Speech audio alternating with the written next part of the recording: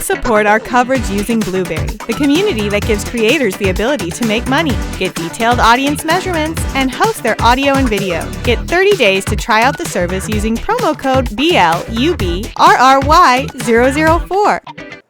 Good morning. I'm Don Baine. I'm the Gadget Professor. Jack, pleasure to meet you. My pleasure. My pleasure to meet you. Jack J, Open Droids. What do you guys do? General, capable human droids. So there's lots of humanoids going around. We've brought the droids. The droids are here. Yeah. As you can see, wheels on the bottom rather than legs. We said, let's not reinvent the wheel. You know, all of the hardware that's out there today being used on machinery has wheels for a reason. It's a lot more efficient than legs. Obviously, the only problem is stairs, but for 95% of labor practice happens on an engineered level surface. You can buy another drone for upstairs. Right.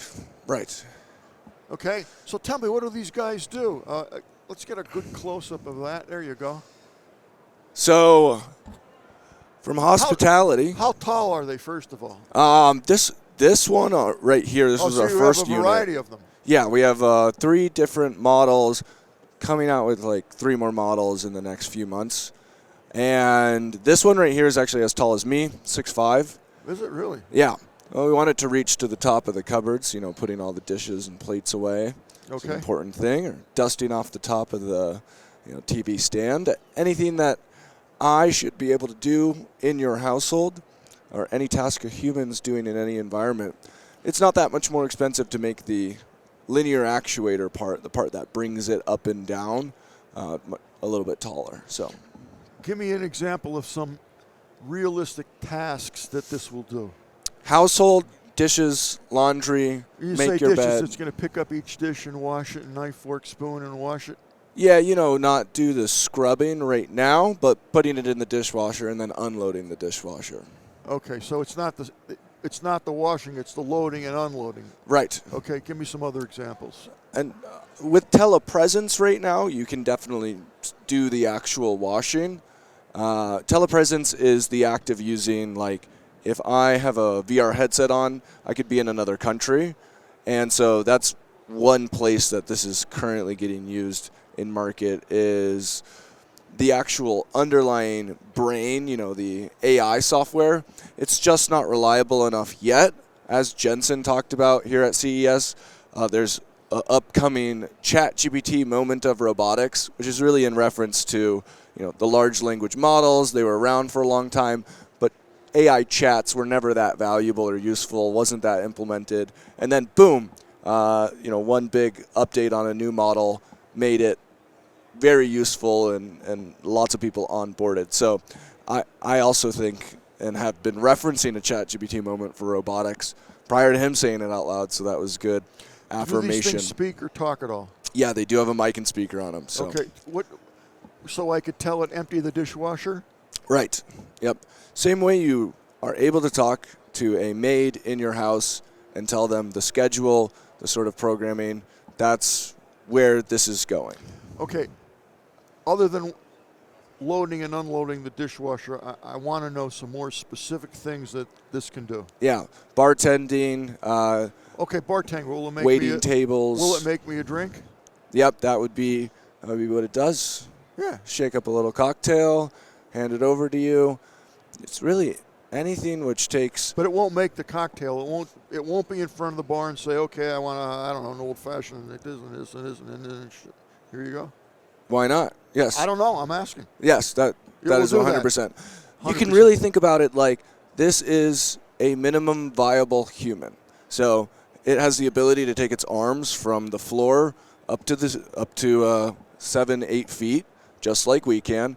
It has hands. Now the hands are less dexterous. That's the limitation. If we start getting into today it is. Yeah, exactly. If we start getting into some more of the small finger movements, that's where this is limited. But most of the stuff, even someone with missing fingers can get all their household chores done and can be a bartender, and there's some good sensors on those grippers. Okay, so do I have to train this? If I have a bar, it's the size of this table in my house, I could say, go make us whatever it is, and they're going to go behind this to the bar, and I have whatever set up, and how will it know that I want bourbon and, I don't know, club soda and cherries, and how does it know all that?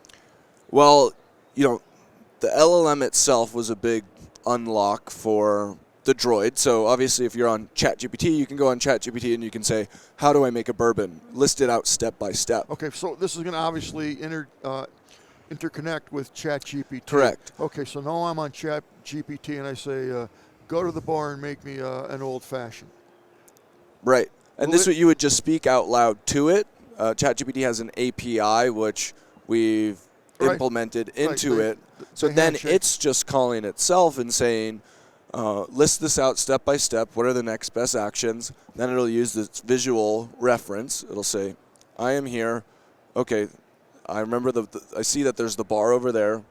And then auto write the code to control itself. Obviously, AI is starting to write programs better and better. And, this is where we're right on the cusp of what I'm talking about being fully feasible.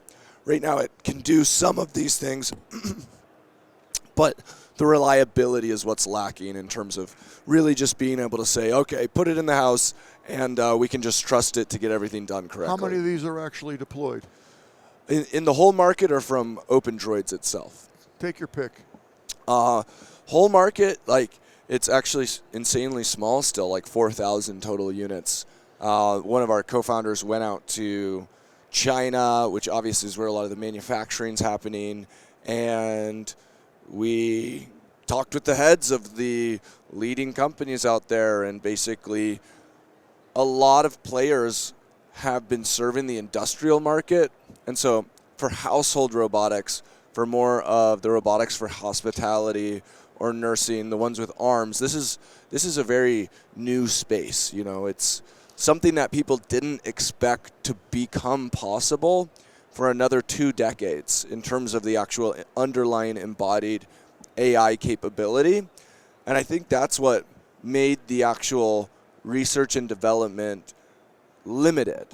They're just, even these arms are too industrial from where we're going. So as a company, we went and found the best parts in existence today, the best minimum viable robot that we could put together.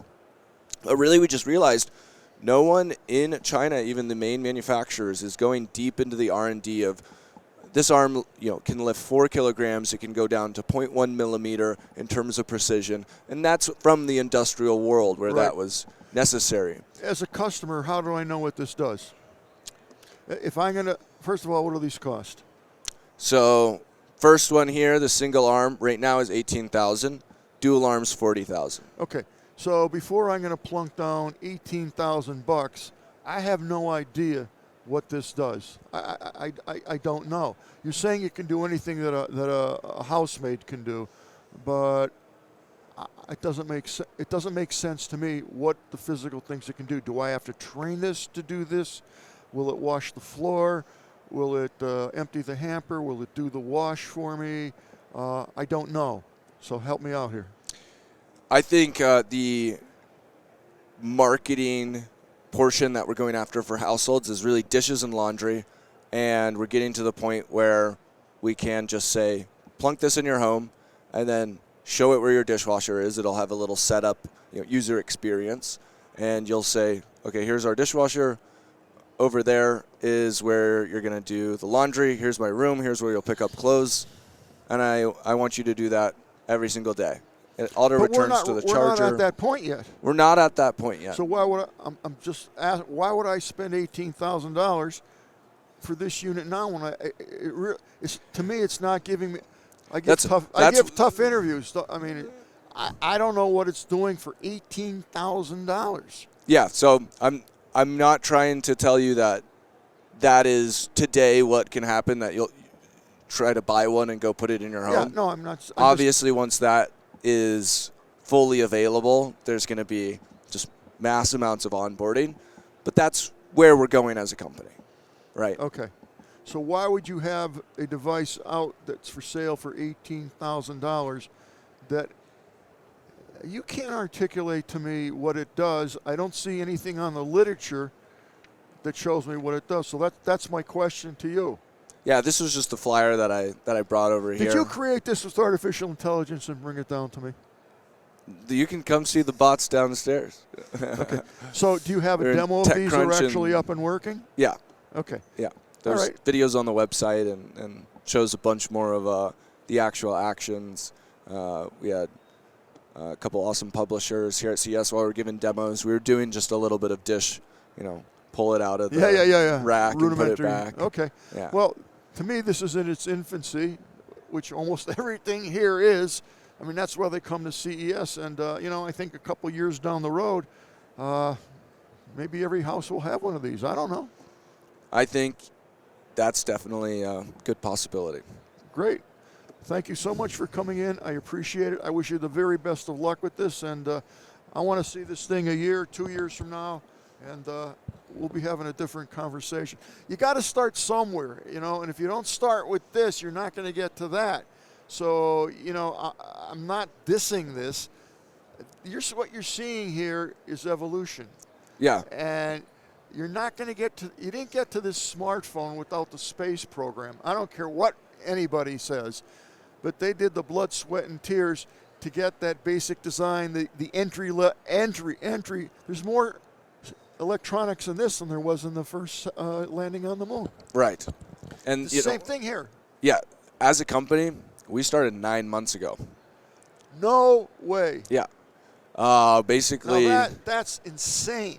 Part of what we did wow. was launch an X Prize for robotics, just recognizing that the R&D hasn't fully been pushed. I saw a bunch of tweets from other big technologists who were like, the next Michael Dell will be born from the garage or the robotics lab today.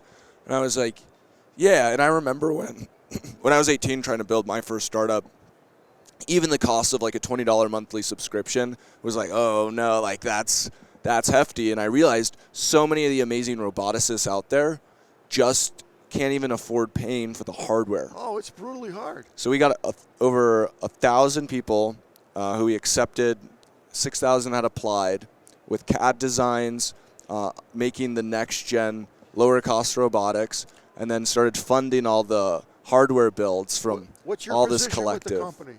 Co-founder. Co-founder. Yes. We don't mess around. We go right to the top brass. Of course. I admire your tenacity and your gumption, your fortitude to stick with this. Because as I'm speaking to you now, in my head, I'm like, it's not going to help me out right now for $18,000. But I know. I know that. The Hackintoshes early on, people were buying the early computers. Yeah. That's the market right now is those engineers who want to program on top of it, who want to build the app layer on top of it and mess with you're it. Right, you're right on target. Now, what's your background, your educational background? Computer science dropout. I love it. I love it.